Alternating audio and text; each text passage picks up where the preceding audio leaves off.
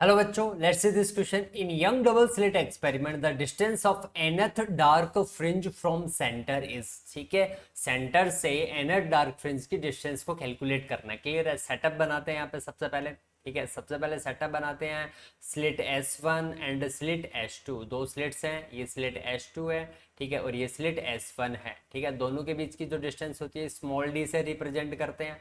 ठीक है, यहाँ पे ये इनका सेंटर पॉइंट है। ठीक है, इनके सेंटर पॉइंट से कैपिटल डी डिस्टेंस के ऊपर स्क्रीन है। ठीक है, कैपिटल डी डिस्टेंस के ऊपर स्क्रीन है जिसपे फ्रिंज पैटर्न बनता है। क्लियर है? यहाँ पे एक पॉइंट अज्यूम करते हैं, पॉइंट पे जिसपे एनथ डार्क फ्रिंज बन रही है। ठीक है, एनथ डार्क फ्रिंज बन रही है। क्लियर है? यहाँ पे एनथ डार्क फ्रिंज बन रही है पॉइंट पी पे। पॉइंट पी तक जाने के लिए S1 को ये पाथ ट्रेवल करना है और S2 को कुछ इस तरीके से ये पाथ ट्रेवल करना है। क्लियर है यहाँ पे? ठीक है, तो सबसे पहले लिखते हैं यहाँ पे पाथ डिफरेंस। पाथ डिफरेंस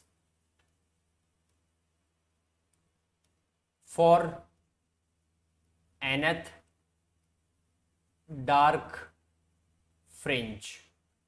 ठीक है, nth डार्क फ्रिंज के लिए path difference delta X is equal to 2n-1 into lambda divided by 2। ये पाथ डिफरेंस होता है। ठीक है, nth डार्क फ्रिंज के लिए ये पाथ डिफरेंस होता है। इसको इक्वेशन नंबर फर्स्ट दे देते हैं। ठीक है, इक्वेशन नंबर फर्स्ट देते हैं। क्लियर है यहाँ पे? ठीक है, पाथ की वजह से पाथ डिफरेंस कैलकुलेट करते हैं। देखें यहाँ पे, ठीक है, एक्स्ट्रा पाथ S2 कितना एक्स्ट्रा पाथ कवर कर रहा है, कुछ इस तरीके से ये एक्स्ट्रा पाथ S2 कवर कर रहा है।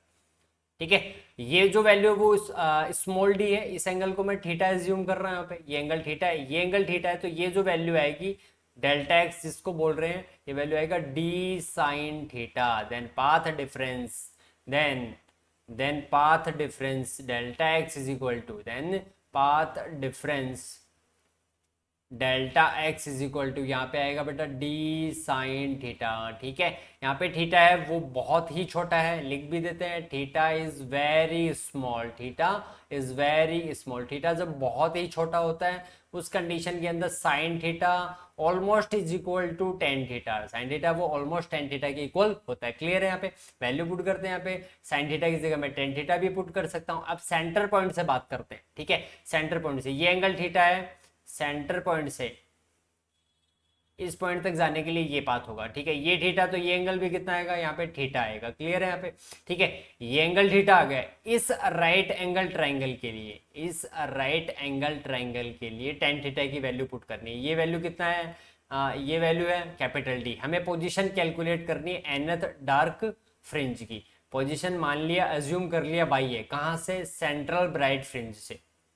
सेंट्रल ब्राइट फ्रिंज से एनथ डार्क फ्रिंज की जो पोजीशन है वो वाई है। क्लियर है? तो यहां से टेन थीटा की वैल्यू हम लिखेंगे तो परपेंडिकुलर लेंथ अपॉन बेस, तो टेन थीटा की वैल्यू कितना आएगा यहाँ पे?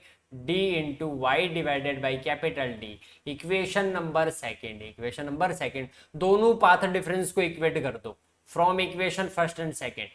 From equation first and second दोनों को इक्वेट करेंगे, वैल्यू आएगा small D into Y divided by capital D is equal to 2n-1 into lambda divided by 2। हमें क्या कैलकुलेट करना है? हमें कैलकुलेट करना है सेंटर पॉइंट से डिस्टेंस कैलकुलेट करनी है, पोजीशन कैलकुलेट करनी है एनथ डार्क फ्रिंज की। इट मींस y कैलकुलेट करना है। क्लियर है?